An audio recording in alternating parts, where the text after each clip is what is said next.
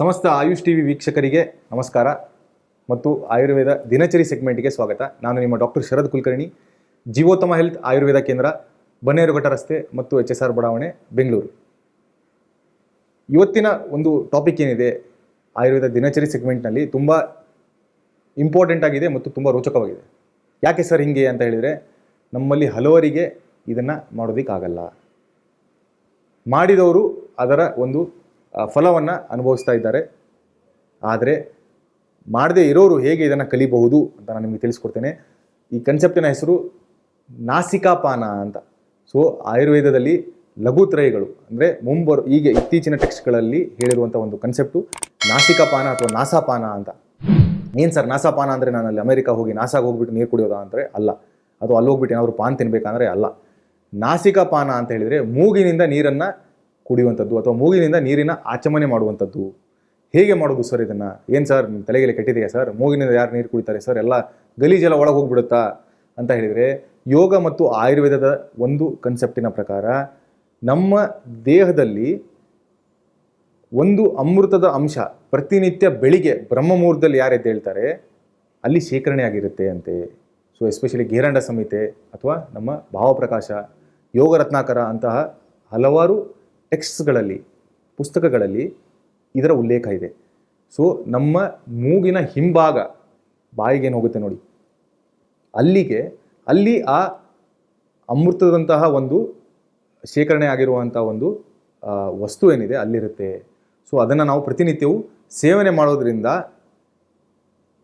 ನಮ್ಮ ಆಯುಷ್ಯ ಏನಿದೆ ಅದು ಜಾಸ್ತಿ ಆಗುತ್ತೆ, ಪ್ಲಸ್ ರೋಗ ಏನಿದೆ ಅದು ಬರೋದೇ ಇಲ್ಲ ಅಂತ ಒಂದು ರೆಫರೆನ್ಸ್ ಇದೆ. ಸೊ ಅದನ್ನು ನಾನು ನಿಮಗೆ ತಿಳಿಸ್ಕೊಡ್ತಾ ಇದ್ದೇನೆ. ನಾಸಿಕಾಪಾನ ಅಂತ ಹೇಳೋದು, ಬೆಳಗ್ಗೆ ಎದ್ದ ತಕ್ಷಣ ಬಾಯಿಂದ ಎಲ್ಲರೂ ನೀರು ಕುಡಿತಾರೆ. ಎಷ್ಟು ಕುಡಿಬೇಕು, ಹೇಗೆ ಕುಡಿಬೇಕು ಅಂತ ನಾವು ಹಲವಾರು ಬಾರಿ ಆಯುಷ್ ಟಿವಿ ಆಯುರ್ವೇದ ದಿನಚರಿ ಸೆಗ್ಮೆಂಟಲ್ಲಿ ಮಾತಾಡಿದ್ದೇವೆ. ಹಲವಾರು ಆಯುರ್ವೇದ ವೈದ್ಯರು ಕೂಡ ಇದನ್ನ ತಿಳಿಸ್ಕೊಟ್ಟಿದ್ದಾರೆ. ಸೊ ಅದರ ಬಗ್ಗೆ ನಾನು ಮಾತಾಡ್ತಿಲ್ಲ. ಇವತ್ತು ಮೂಗಿನಿಂದ ನೀರನ್ನು ಕುಡಿಯುವಂಥ ಒಂದು ಅಭ್ಯಾಸ ಹೇಗೆ ಇದನ್ನು ಸ್ಟಾರ್ಟ್ ಮಾಡಬೇಕು ಅಂತ ಹೇಳಿದರೆ, ನೀವು ಉಗುರು ಬೆಚ್ಚಗಿರುವಂಥ ನೀರನ್ನು ತೊಗೊಂಡ್ಬಿಟ್ಟು ಅದನ್ನ ಬಾಯ್ಲ್ ಮಾಡಿ, ಅದು ಕೂಲ್ ಆಗ್ತಾ ಆಗ್ತಾ ಆಗ್ತಾ ಸ್ವಲ್ಪ ಉಗುರು ಬೆಚ್ಚಗಿರುವಾಗ ಆ ನೀರನ್ನು ನಮ್ಮ ಜಲನೇತಿ ಪಾಟ್ ಏನು ಬರುತ್ತೆ ಅಥವಾ ನೇತಿ ಅಂತ ನಾವು ಏನು ಮಾಡ್ತೇವೆ ಯೋಗದಲ್ಲಿ, ಆ ಜಲನೇತಿ ಪಾಟ್ ಅಥವಾ ಒಂದು ಚಿಕ್ಕ ಪಾಟ್ನಂತಹ ವಸ್ತುವನ್ನು ತೊಗೊಂಡ್ಬಂದ್ಬಿಟ್ಟು ಕ್ಲೀನ್ ಮಾಡಿ ಅದರಲ್ಲಿ ಹಾಕಿಬಿಟ್ಟು ನೀರಿನ ಸೇವನೆ ಮಾಡಲಿಕ್ಕೆ ಶುರು ಮಾಡಬೇಕು. ಹೇಗೆ ಮಾಡೋದು ಅಂತ ಹೇಳಿದರೆ, ಮೂಗಿನಿಂದ ಸೇವನೆ ಮಾಡೋದು. ಮೂಗಿನಿಂದ ಕೂಡ ತುಂಬ ಜಾಸ್ತಿ ನೀರನ್ನು ಸೇವನೆ ಮಾಡುವಂಥ ಒಂದು ಉಲ್ಲೇಖ ಇದೆ, ಆದರೆ ಅಷ್ಟೊಂದು ಮಾಡಲಿಕ್ಕೆ ಇವಾಗ ಆಗಲ್ಲ. ಸೊ ಸ್ವಲ್ಪ ನೀರಿನ ಸೇವನೆ ಮಾಡಿದರೂ ಕೂಡ ಆಗುತ್ತೆ. ಜಲನೀತಿ ಪಾಟ್ನಲ್ಲಿ ಸ್ವಲ್ಪ ನೀರನ್ನು ತೊಗೊಂಡ್ಬಿಟ್ಟು ನೀವು ಎರಡೂ ನಾಸಿಕಾಗ್ರ ಏನಿದೆ ಅಥವಾ ನಮ್ಮ ಮೂಗಿನ ಹೊರಳೆ ಏನಿದೆ ಅದರಿಂದ ನೀವು ನೀರನ್ನು ಸೇವನೆ ಮಾಡಲಿಕ್ಕೆ ಶುರು ಮಾಡಬೇಕು. 1 ಡ್ರಾಪ್ ಆಗಲಿ, 2 ಡ್ರಾಪ್ ಆಗಲಿ, 3 ಡ್ರಾಪ್ ಆಗಲಿ, ನೀವು ತಲೆನ ಮೇಲ್ ಮಾಡಿಬಿಟ್ಟು ಕೂಡ ಈಸಿಯಾಗಿ ಸೇವನೆ ಮಾಡ್ಬೋದು. ಅಥವಾ ಆಚಮನೆ ಟೈಪ್ ಮಾಡ್ಲಿಕ್ಕೆ ಹೋಗ್ಬಿಟ್ಟು ಈ ರೀತಿ ಕೂಡ ಸೇವನೆ ಮಾಡ್ಬೋದು. ಕೆಲವೊಬ್ಬರಿಗೆ ತಲೆನೋವು ಬಂದಂಗೆ ಆಗುತ್ತೆ, ಸರ್ ಸೈನೋಸೈಟಿಸ್ ಆಯಿತು ಇದರಿಂದ ಅಂತ ಹೇಳೋರು ಕೂಡ ಇರ್ತಾರೆ. ಅದಕ್ಕೆ ನಾನು ನಿಮಗೆ ಜಲನೀತಿ ಪಾಟ್ನಲ್ಲಿ ಡೈರೆಕ್ಟಾಗಿ ನೀರನ್ನು ತಗೊಳ್ಳೋದು ತುಂಬ ಉತ್ತಮ ಅಂತ ಹೇಳ್ತಿದ್ದೇನೆ.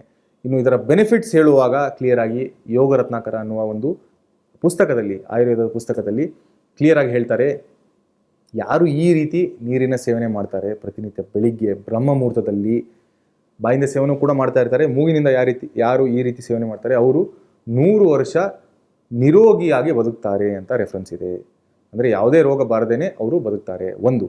2ನೇದು, ಅವರ ಬುದ್ಧಿ ತುಂಬ ತೀಕ್ಷ್ಣವಾಗಿರುತ್ತೆ. ಅವರ ಬುದ್ಧಿ ಅಥವಾ ಬುದ್ಧಿ ಶಕ್ತಿ ಏನಿದೆ ತುಂಬ ಚೆನ್ನಾಗಿರುತ್ತೆ. 3ನೇದು, ಅವರ ಕಣ್ಣುಗಳು ಯಾವತ್ತೂ ಕೆಟ್ಟು ಹೋಗಲ್ಲ. ಅವ್ರ ಕಣ್ಣು ಏನಿರುತ್ತೆ, ಅವ್ರ ಕಣ್ಣಿನ ಶಕ್ತಿ ಏನಿರುತ್ತೆ ಯಾವಾಗಲೂ ಕೂಡ ಅವರು 90 ವರ್ಷ, 95 ವರ್ಷ, 98 ವರ್ಷ ಆದರೂ ಕೂಡ ಅವರ ಕಣ್ಣಿನ ಶಕ್ತಿ ಚಿರ ಯುವಕನಂತನೇ ಇರುತ್ತೆ ಅಂತ ಯೋಗ ರತ್ನಾಕರದಲ್ಲಿ ಮೆನ್ಷನ್ ಇದೆ. ಪ್ಲಸ್ ಯಾರು ಈ ರೀತಿ ನೀರಿನ ಸೇವನೆ ಮಾಡ್ತಾರೆ ನೋಡಿ, ಇದು ತುಂಬ ಜನರಿಗೆ ಹೆಲ್ಪ್ ಆಗುತ್ತೆ.